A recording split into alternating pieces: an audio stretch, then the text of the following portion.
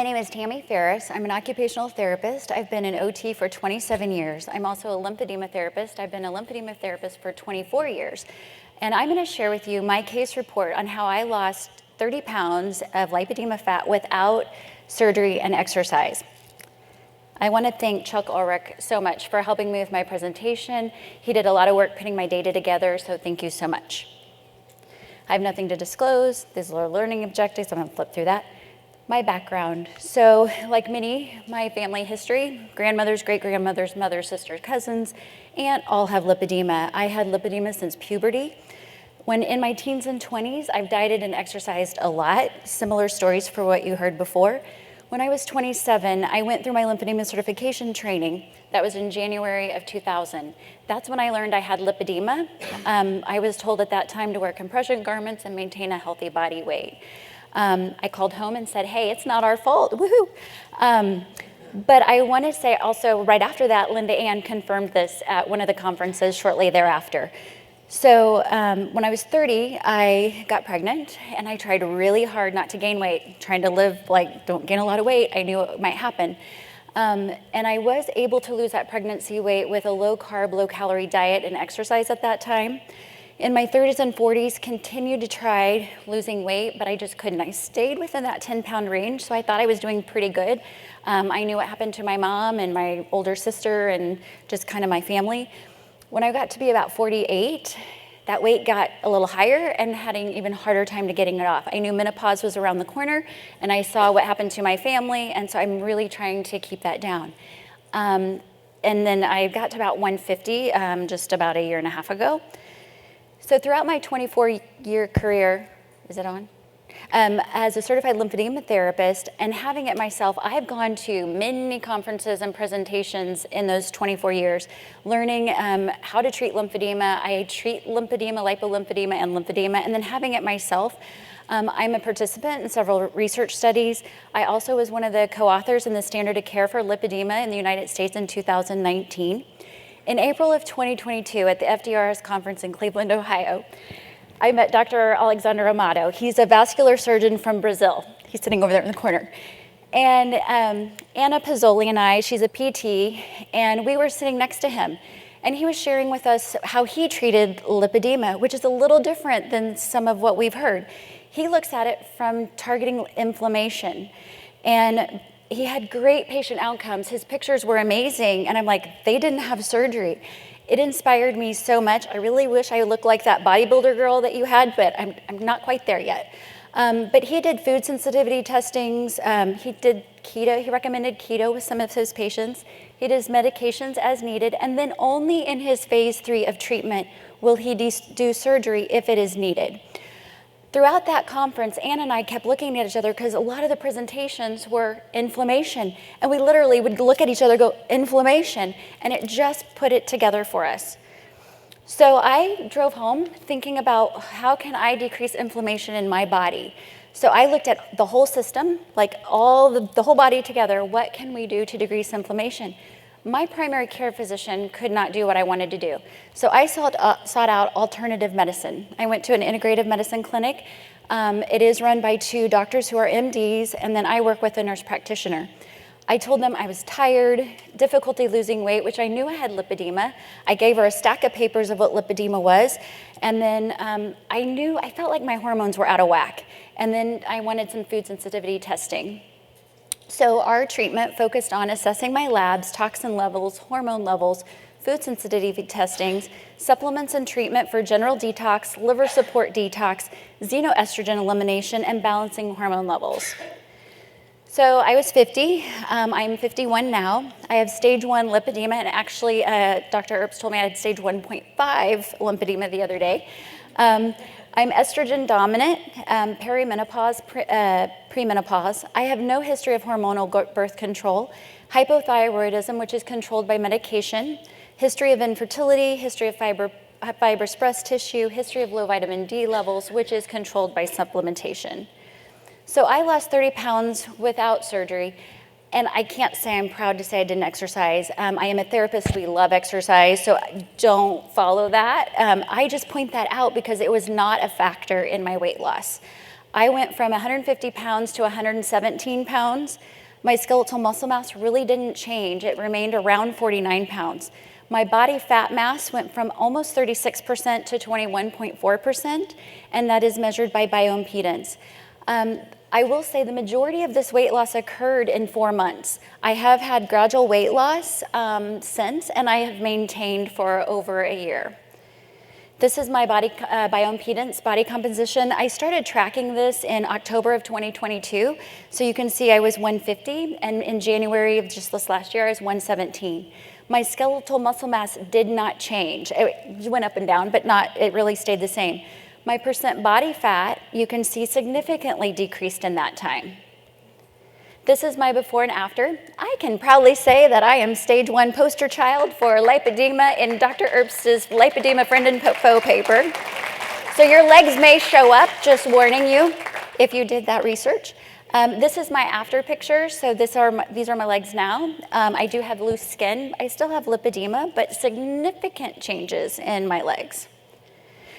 I want to thank Rochelle Krasinski so much for helping me put together my MRI imaging and interpretation. She is the assistant professor of radiology and biomedical engineering at Vanderbilt University Medical Center. And these are my MRI imaging. So at baseline, I wish we had a full body scan of my after, but we don't. But this just shows where the cross section was taken, and that's kind of below the knee and the larger part of the calf. So you can see my baseline of April of 2019 compared to my post-therapy November of 2023. And that's just in that one area.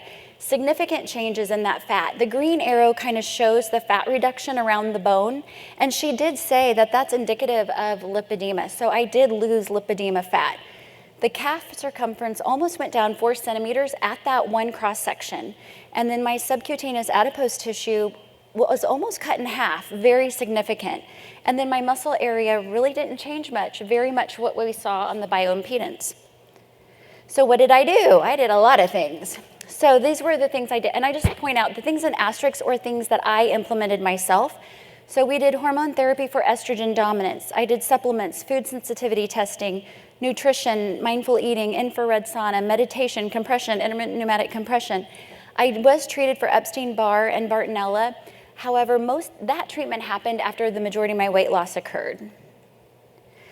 Hormone therapy diagnosis and goals. I was diagnosed with estrogen dominance, which means that I have my estradiol to progesterone level is a big gap. And I also had low testosterone. So these are my levels. In May of 2022, my estradiol was about 125, progesterone 0.3, huge imbalance. Free testosterone, barely anything at 0.1.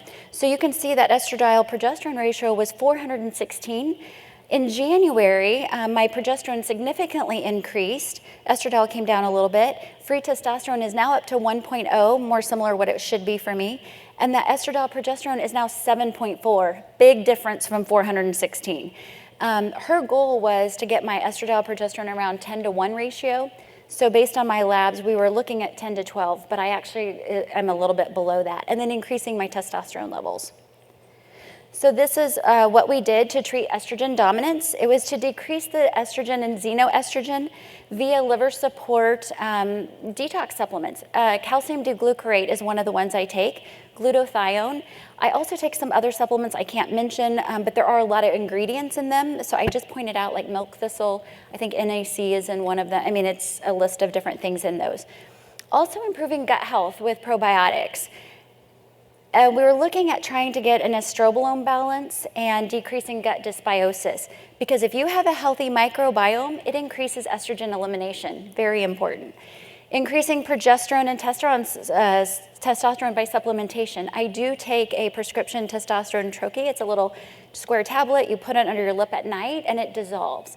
It's customized dose. We check my labs every 3 or 4 months, so that dose has changed based on my lab values. And then I am premenopause, so we do test those on days 19 to 21 of my menstrual cycle. So nutrition, I also changed a lot of my nutrition. So I removed gluten from my diet. Dr. Amato was a big proponent of that as well. Food sensitivity testing, I did some of that, and dairy was one of my triggers. I didn't think it was. I grew up on a dairy farm, love dairy, but I gave it up. I've tried keto. Honestly, for me, it didn't work. I've tried it over the years. I was trying it up in this point. I couldn't get it to work. What it did for me was my primary care physician called and said they wanted to put me on a statin. I'm like, oh, no, let's change that.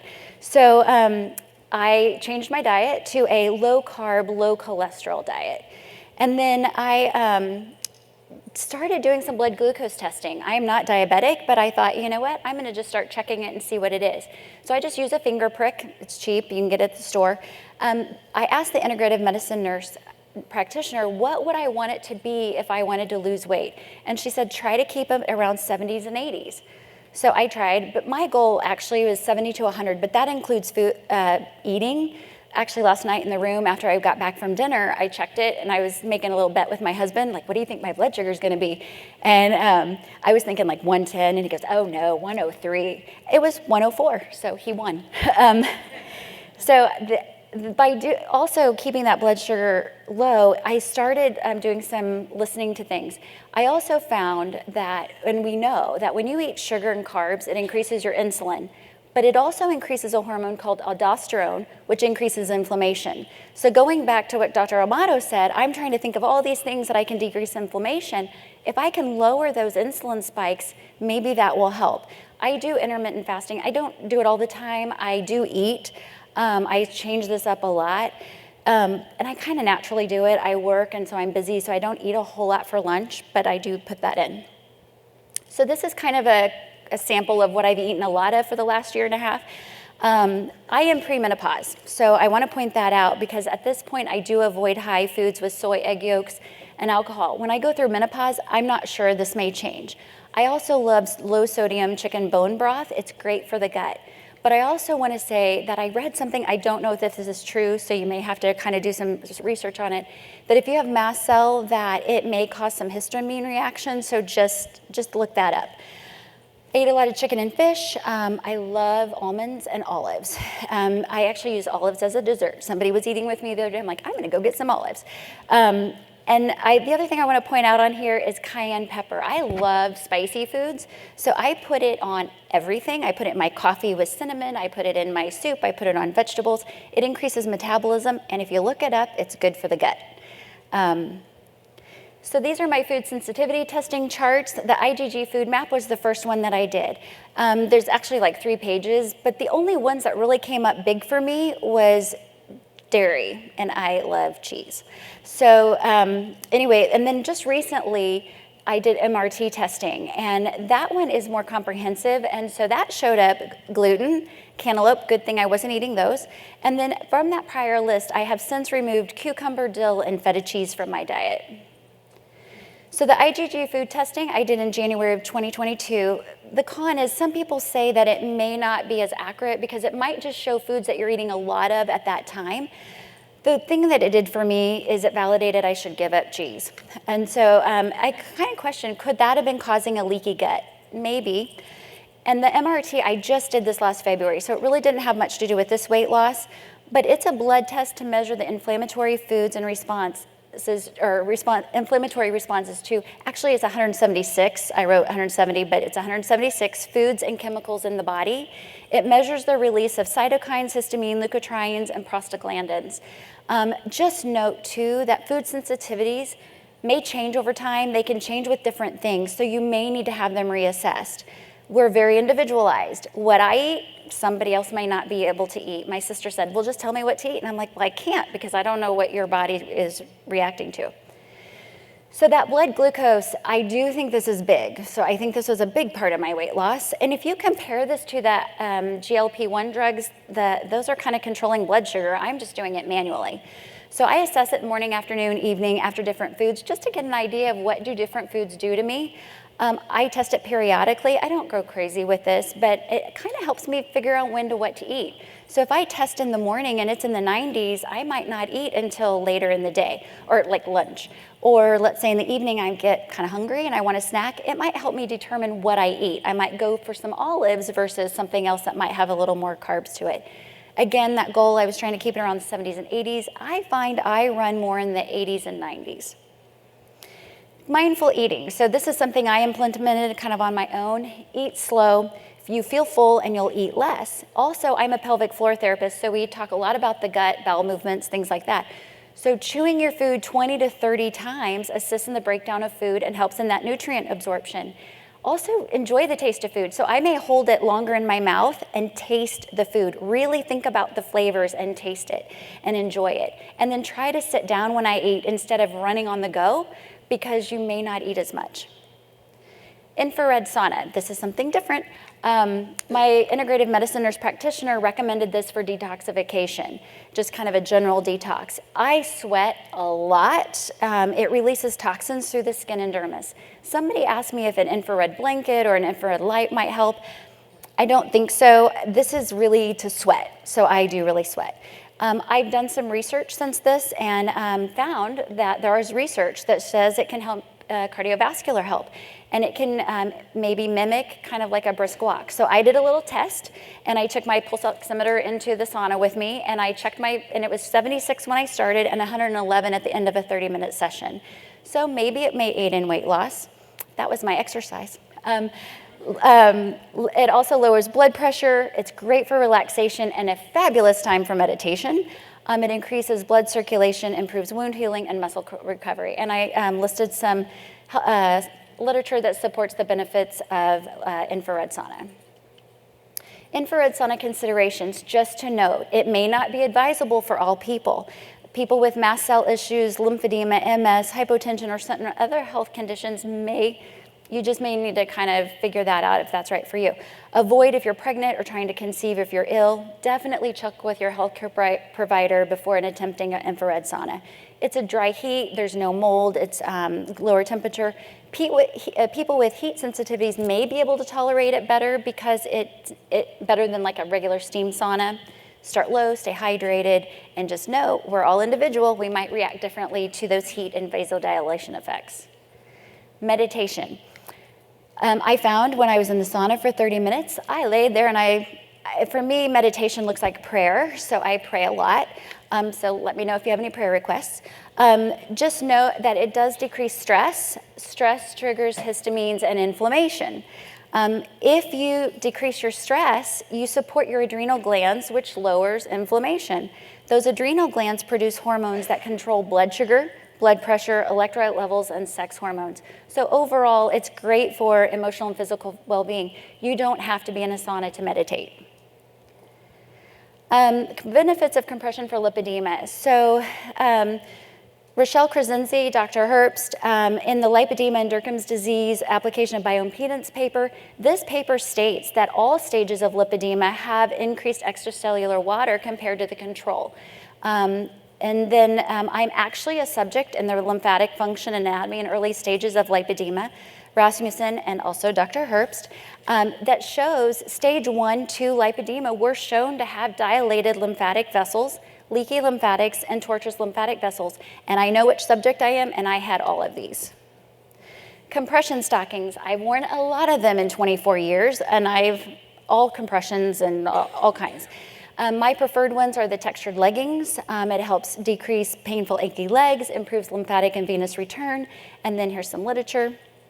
Intermittent pneumatic compression pump increases venous and lymphatic return. It's a great home management tool to get rid of that extra water and fluid. Great for relaxation. I love to do it twice a day. I do it in the morning. When I get up, I drink my hot water with lemon or coffee. I read, and I just kind of get my day started. I also do it before I go to bed. I kind of relax and wind down with it. Possible underlying conditions. So my primary care physician doesn't do some of this. We found that my Epstein-Barr virus, which is the virus for mono, I got it in college. It stays in your system forever. It was very high. So we started on supplements to suppress the Epstein-Barr virus. I was tested for Lyme disease. It was negative. Tested for Bartonella. That was positive, so we treated that to put it in a dormant state. I just point this out because you may have other underlying conditions that may cause some underlying inflammation. So like toxin levels, metals, molds may play a factor. And the girl the integrative medicine nurse practitioner I work with, she said she treats a lot of mast cell and has found that mold is a factor in some of those patients. Chuck, thank you so much for helping me with this. I'm telling you, he went through a lot of my data. In June, you can see that my estradiol was 125. I point out on this one, that's when I kind of started taking those supplements, and I'm kind of pointing out specifically calcium D-glucarate. And if you look by December, my estradiol plummeted to 30, so too low. And she said, stop taking the calcium D-glucarate. And then I did, but by May, my estradiol shot back up to 245, and then she said, start taking that calcium D-glucarate again. So you can see by September and January, it's come back down.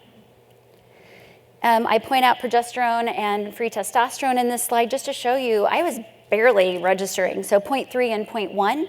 And looking across as I've been taking the supplement or the compounding troche, it went from 4, 9 to 15 for my progesterone, significantly improved. My free testosterone went to 1.0. For some reason it dropped, not sure why, and then it's now back up to 1.0. And I'll be retesting in a couple weeks.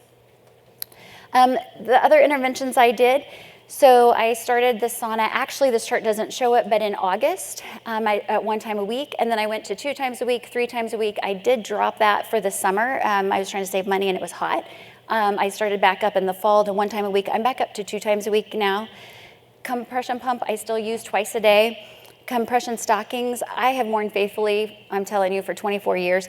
I kind of stopped in June. So I've lost the 30 pounds, and so I don't wear them as much. I will wear them when I travel, sometimes in the evening, but I don't wear them as faithfully as I did. December was also the time where I went from that keto diet to that low cholesterol, low carb diet. And so look at that December. That's when I was doing a lot of these things, but that's when the weight started dropping off. So why did this all work for me? I was trying to figure that out. I even called Linda Ann, going, Linda Ann, I don't know what all of this is going on. So these are the things that I did, kind of a recap of all the things that I do think were important. I'm just going to point out, we've covered a lot of them, but I'm going to point out a thing. I do monitor my daily weight. I do find that I go up and down about 1 to 3 pounds. I do think checking blood glucose was really helpful. Also, increasing fiber and water in the diet. You want to poop. It helps get out excess estrogen. Food sensitivity testing, I think, also was really important to just eliminate those foods that could cause inflammation for me. That low carb, low diet, gut health, really important to restore that gut. The supplementation, that liver support, really big. And then the other things we talked about. So I started looking at, is there a connection by some of the things that I did? And there is. The gut, liver, and hormone has a connection. If you have gut dysbiosis, it's an imbalance of bacteria in the gastrointestinal tract. It causes excess beta-glucuronidase and causes estrogen to be reabsorbed back into the bloodstream, and it causes estrogen dominance. They've shown in studies this can be linked to breast cancer, endometrial cancers, endometriosis. Calcium D-glucarate inhibits beta-glucuronidase and allows estrogen to be eliminated from the body. Improving gut health helps metabolize estrogen out of the system to decrease risk of recirculating in the body. So that fiber and water, really important to get that extra toxins and estrogens out of the system. Improving that microbiome, that gut, is so healthy, or is so needed for that estrobolome because it influences the estrogen balance in the body. If you have hepatic dysfunction, that liver does over 500 things, but if you have excess estrogens, xenoestrogens, toxins, let's throw in alcohol, that liver has to metabolize that out of the system, so it may not be able to function as appropriately. So it may not get it to the gut for elimination. The xenoestrogens are synthetic. They act like estrogen in the body. Here's some literature that supports that gut health hormone connection. Now, go flip. Estrogen dominance theories. So why, high estrogen, what could it be all related to? That estrogen progesterone ratio imbalance. That's what I had. Genetic tendency to higher estrogen. I probably have that too. Fat creates and stores estrogen. So could it be a self-reinforcing cycle? Impaired estrogen elimination, that liver and gut imbalance. Medications containing estrogen, birth control, we heard that in the prior slide. Hormone replacement therapy. There are some medications that can cause increased estrogen. I want to point out, not all of these, I can't name certain things, so just note that some medications can cause higher estrogen. Xenoestrogens in the environment. My levels of BPA was actually high, so that's kind of the plastics. So I just try to avoid using plastic containers and water bottles and things like that. Phthalates, that's like your fragrances. It can be in a lot of cosmetics. And then also testosterone in the body can be converted to estrogen. So there's some hormonal pathways that can happen. High cortisol, that stress, it increases blood sugar, and it also reduces progesterone production. So just know that could cause that imbalance. So I knew my regular primary care physician. I love him, but he couldn't help me with some of this. So I sought out that alternative direction. So again, I went to an integrative medicine clinic. There's also functional medicine, naturopathic doctors. You could try endocrinology, gynecology. I would just recommend that they understand hormones, they know about supplementation. And at this point, maybe recommend avoiding creams. I have heard several people have gained weight from using some creams, so just FYI. I'm also part of the lipedema education group known as LEG, and we're looking at if anybody wants to try to replicate what I've done. Again, what works for me may not work for somebody else, but if you have stage 1 lipedema without mast cell, you can click on the QR code or contact Chuck Ulrich for further information. And I just really want to point out, I don't think it was just one thing. I've had people say, well, what do you think it was? Or was it the sauna? I think it was all of it, putting it all together. The body is a body of systems, and it all works together. So I think getting that overall balance in the body. We're also all individual and unique. What works for me may not work for you. We require our own individualized treatment plan. That's how I treat my patients as well. And I just pray that what happened to me 2 years ago, sitting next to Dr. Amato over there, by putting that word inflammation in my head, it took me down this journey of trying to find it, tracking it for my body. And I just hope that something that I said might give you that inspiration and just trying something that maybe you haven't tried before. This is my before and after picture. This was me for what I feel like I looked like for the most of life. And I will tell you, I wore those pants at that conference sitting back next to him. And I think I wore them for 15 years. And then that is me now with my husband. And this is my contact information. If you have any questions, feel free to contact me. Thank you.